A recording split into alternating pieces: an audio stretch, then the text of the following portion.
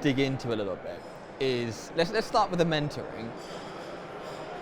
When did you first think I want to go into that? Why do you think you do that? Is there a bit more to it than just giving back? It's giving back, but in all fairness, it started almost naturally.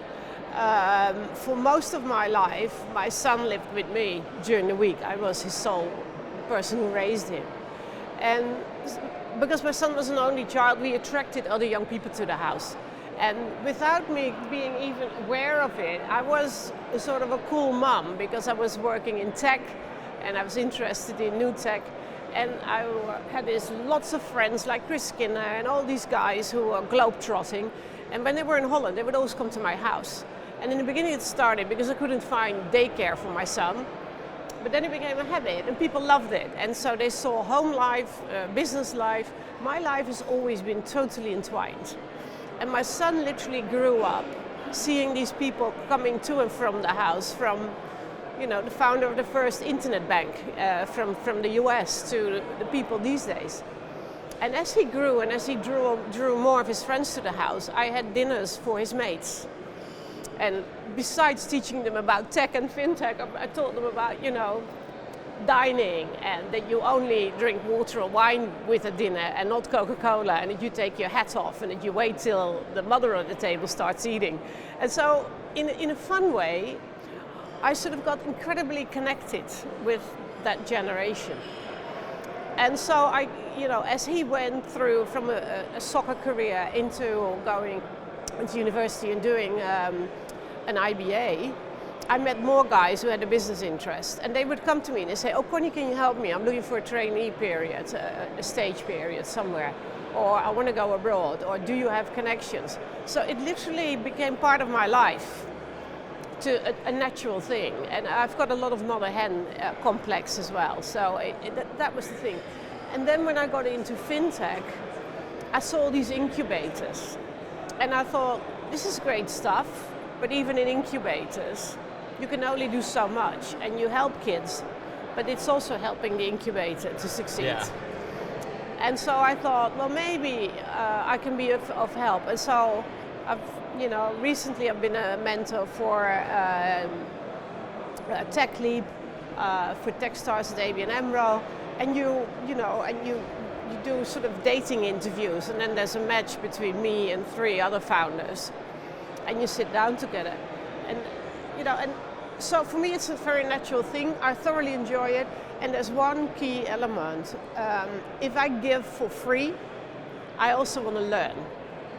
So if I meet young people who just come to drain me and want access to my Rolodex in the old world, it's not going to happen. But if they are engaged in a subject that I know much less about, then it's a win-win, as they say. And those are the best mentoring trips. See, I like that, because it's one of those things that when you look at mentoring, it is, if it's a one-sided relationship, yeah, it's gonna fail. It's gonna fail, yeah. And I also don't want to look like, oh, here's this important person and she can teach us everything. No, I can exchange experiences with them, and I have to get into their world and their context and understand what they're struggling with. And in general, you run into literally the same issues. I mean, if it's a startup with a lot of men, they're always full of their own mission and strategy. They never sat down to do a proper round table around the purpose of their business or their vision. They have it as a given. We know each other, we understand each other. Very dangerous. And so I do those exercises with them. And I say, because you want to raise money, and in a VC, even in seed round stage, people see a company that has a strategy or a mission that's not quite correct, that could fail. If somebody has a true vision and he spots an opportunity in the world where he can do something meaningful, and he can literally articulate why that is his raison d'etre, that is why he is uniquely positioned to solve that, they will invest in him because he has a vision and a purpose. People with a vision who have the wrong strategy, you can help. People with the wrong strategy who don't have a vision, it's a no-starter. So that is one element you often see.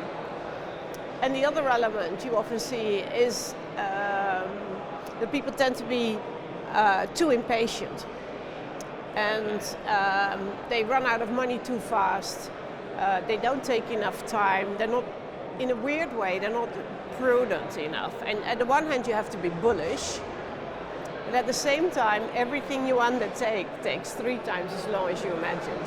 Oh God, yes. As you very well know as well. And to go about that with unabated passion and enthusiasm, I think that is what helps. And what then literally helps them is they look at you and they see you now and they think, oh, she's really made it. Well, if only they knew. I always joke when everyone says, yeah, you guys are doing well. I say, you should see our cash flow, and then you wouldn't say that. No. And I tell them literally about the total flips we have made in our lives and the total reboots and restarts. And I explain to them, listen, when we were busy with Clear to Pay, in one of the first years we ran out of money and the whole team literally worked for like 20K a year. And they're like, oh, how did well, you find ways of doing it if you believe in it. And that sort of seeing that and then knowing that you came through it is really important. And also to keep saying to them, you might be the founders, but you might not be the right team to take this forward forever. Being a CEO is very different from being a founder. And all of those stages, and I think experiences, it both harnesses them, but I think it also gives them courage, I hope.